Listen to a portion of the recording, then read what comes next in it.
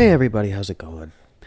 I know it's been a while since I've done one of these more standalone videos on YouTube. Usually I tend to resort to live streams these days. But I've been wanting to put more content out in this format because usually my thoughts tend to be a little bit more organized, and in this way I can articulate a little bit more precisely what I want to say, which I think is important and has some value. But before I go on to the topic today, I just wanted to remind all of you to hit the subscribe button and also hit the bell so you get notifications whenever I go live or upload a video. And if you want to support my content, support the work that I do, if you want me to help me make more content like this for you, consider becoming a patron. There are basically two levels. There's a $5 and a $10 level. And details of that are in the description. But, there are book recommendations, monthly book recommendations in it. There's monthly articles. There's detailed outlines of notes for the streams that I do. It honestly goes up to like 100 pages of like catechetical notes at this point. So you might be able to find that helpful. And also, Q&A access. If you have any question, theological, philosophical, you can just ask me right away. I'll respond to you in a timely manner. Sometimes, I might need to investigate the issue, and sometimes I look into it a little bit, so it might take some time. But and also, like, especially for the $10, you can request per month that you're a patron on this level, that I do a video or a stream on a topic of your choice. So if that sounds interesting to you, if that sounds useful to you, I'm also building more perks as I go along with this, so it's expanding in terms of what I want to offer with it. Okay, so on to today's subject here. Well, basically, I wanted to spend some time clarifying exactly where I'm coming from with regard to, Pope Francis and how I tend to approach the current state of the church. Because of all the positions that I've taken on this issue, I think mine tends to be the one that is the most misunderstood. And that's not me saying, well, it was me, I for understandable reasons. So, I'm really not trying to woe is me here, but there is an objective reason for why I say this, namely that, I tend to be accused simultaneously, mainly on Twitter, of being both like a Pope-splainer. I know that term has really become popularized lately, but also like a Pope basher, a papal critic. I'm actually accused of both of those things, and I don't know if you saw one of my more recent appearances on Tim Gordon's YouTube channel, but almost every comment, and it's no slight against Tim. I like him. We're friends, but every comment on his channel, not every comment, but many comments, were kind of ripping into me about being some kind of like a Pope-splaining mental gymnast or something like that. And on the other hand, the Loftonites on Twitter, they never tire of accusing me of being some rad-trad dissenter or being, guilty of sinful disobedience or evil suspicion against Pope Francis. As is usually the case when you're being, attacked for holding two mutually exclusive positions by supporters of each one of those positions, that leaves me feeling all the more confident that I've kind of struck a reasonable middle ground here. And I'd like to take some time expounding a little bit more on what that middle ground is and offering reasons for why I take the positions that I take. So, what exactly is my position then on Pope Francis? Well, if I could offer maybe the most succinct description of my position, I think I would have to put it this way. To the Francis critics out there, let me just concede right away that, I do regard this pontificate as one of the worst ones that the church has had to endure. I recognize that. And of course, there have been popes in the past who have been far more morally corrupt than Pope Francis.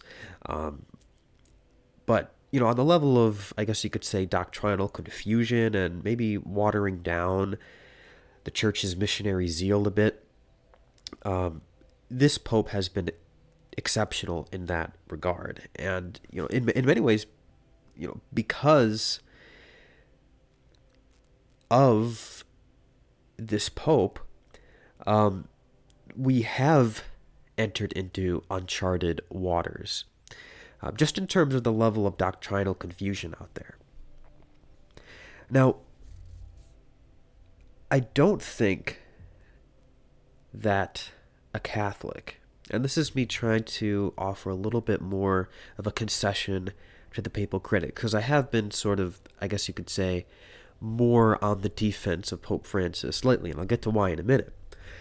But I will just concede right out of the gate that, I don't think, like, if you're a Catholic who considers yourself doctrinally orthodox, or at least somewhat zealous, for the salvation of souls and things like that, I don't think that you could look me in the eye and deny that this papacy, this pontificate, is marked by an unprecedented level of doctrinal confusion and, again, watering down that missionary zeal of the church. And, per canon 212, we have the right to say as much. And I'll discuss that also in a little bit more detail in a minute.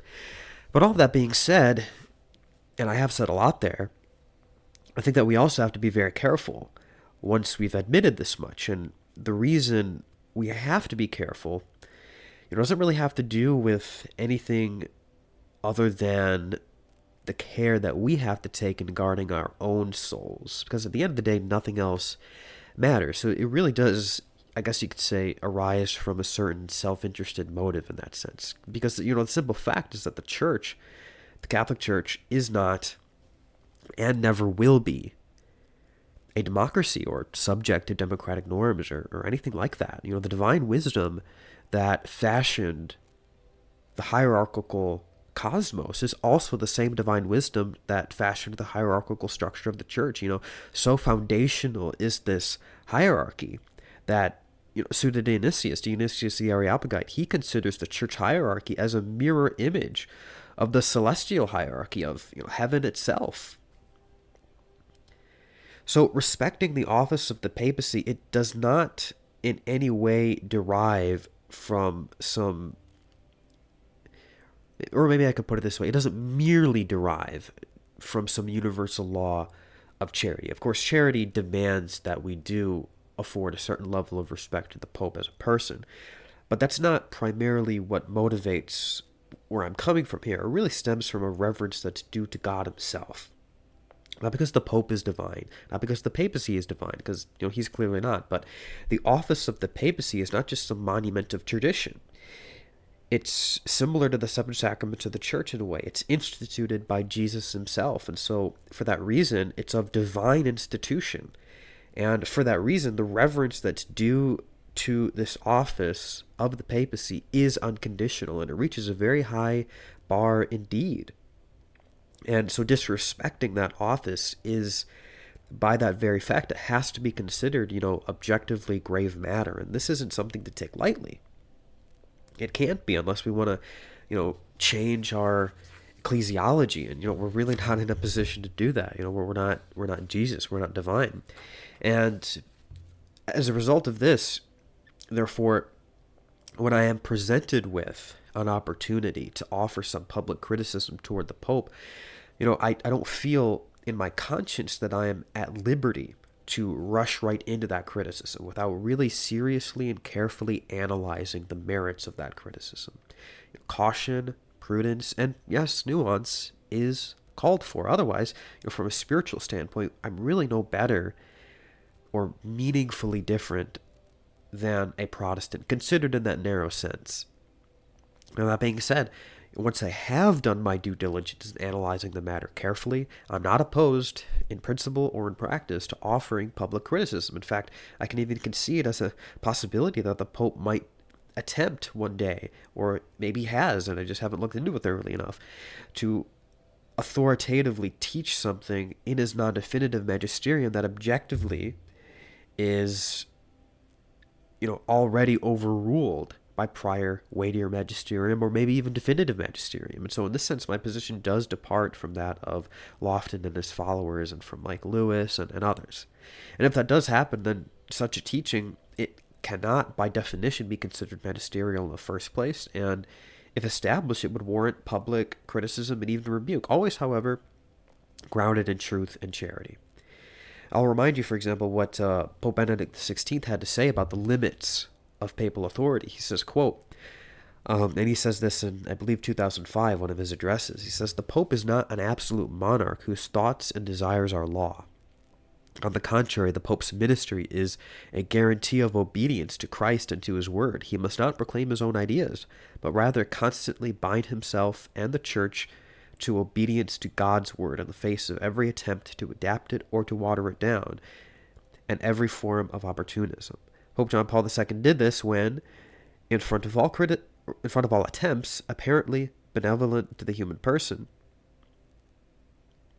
and in the face of erroneous interpretations of freedom, he unequivocally stressed the inviolability of the human being and of human life from the moment of conception until natural death. The freedom to kill is not true freedom, but a tyranny that reduces the human being to slavery. The Pope knows that in his important decisions, and this is key, he is bound to the great community of faith at all times, to the binding interpretations that have developed throughout the Church's pilgrimage. So he's talking there about like magisterial interventions to the past. Thus, his power is not being above, but at the service of the Word of God. And it is incumbent upon him to ensure that this Word continues to be present in its greatness and to resound in its purity, so that it is not torn to pieces by continuous changes in usage, unquote. So this is very important.